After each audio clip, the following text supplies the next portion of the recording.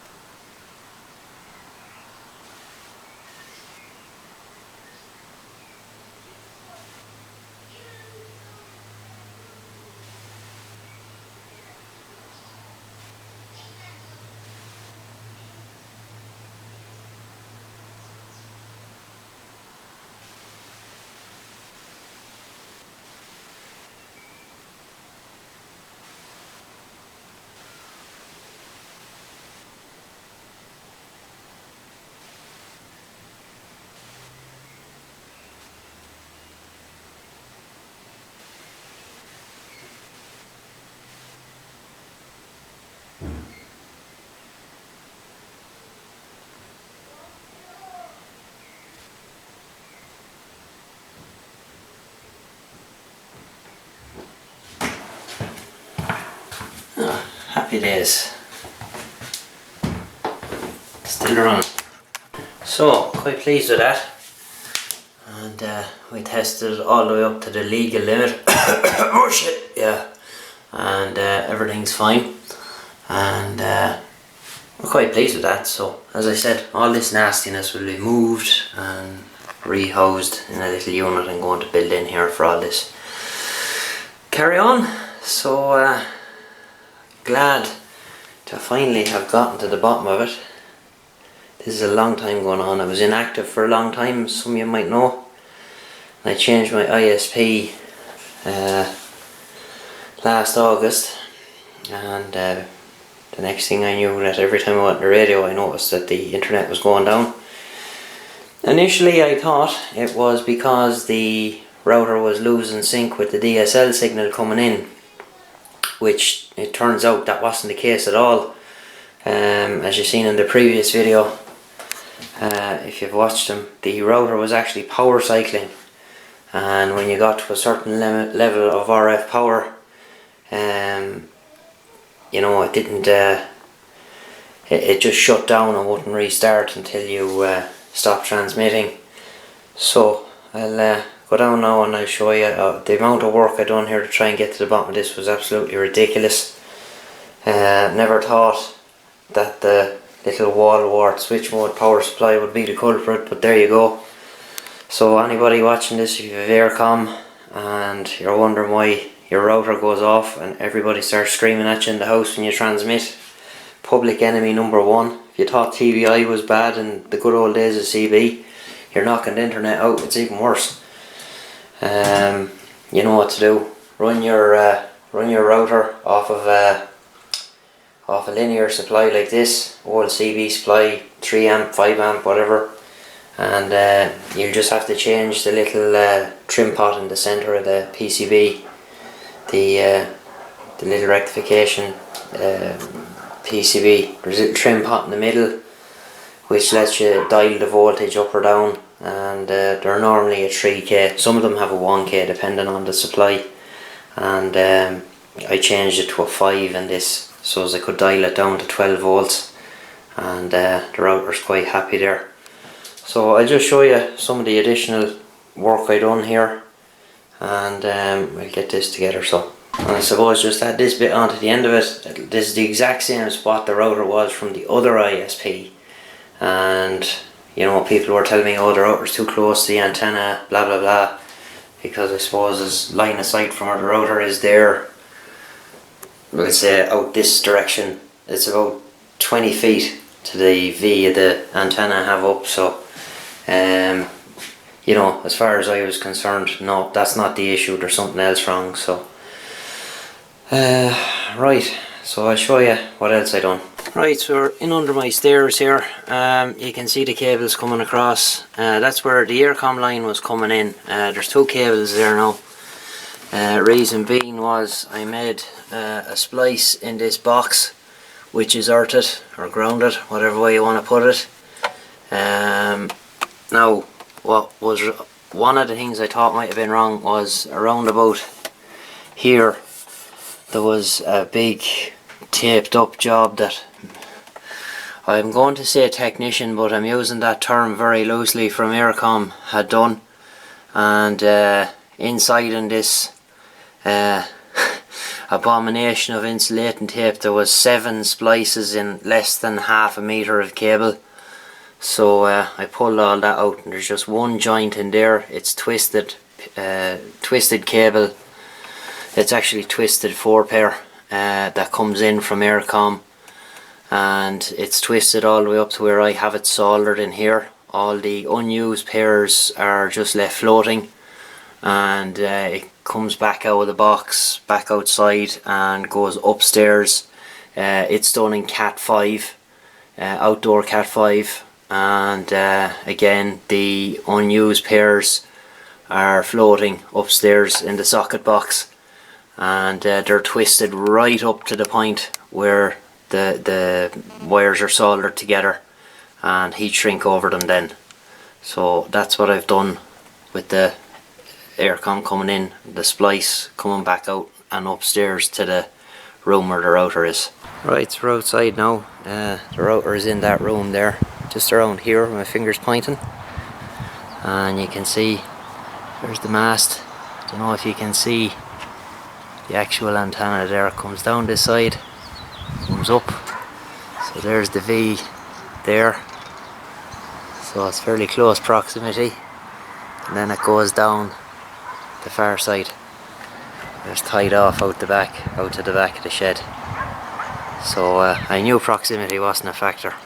So there you go.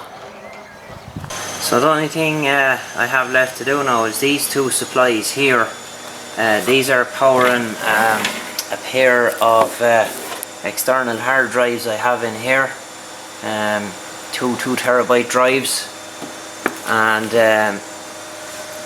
if I really kind of horse the power up, the 2 of these kind of do the same stunt. Now, someone had said to me, oh yeah, it's probably, let me just close this door, the washing machine is about to go into orbit. You know, it's probably the wiring in your house acting like an antenna. and you know, I kind of concurred with that for a while. But my question would be, out of all the wall warts in the house, be it wall warts, phone chargers, whatever the case may be, of which I counted, and there's roughly 27 altogether. There are only these two here, and the original one that came with the Zixel router from EIrcom were being affected. So I'm going to get around that by putting the two hard drives. I'm going to remove them out of their cases, and I'm going to actually put them inside the tower here and feed them onto the motherboard with SATA cables and run them off the SATA power points on the power supply of the PC here. I have loads of unused connectors in there. It's a Corsair 1000 watt power supply that's in this thing.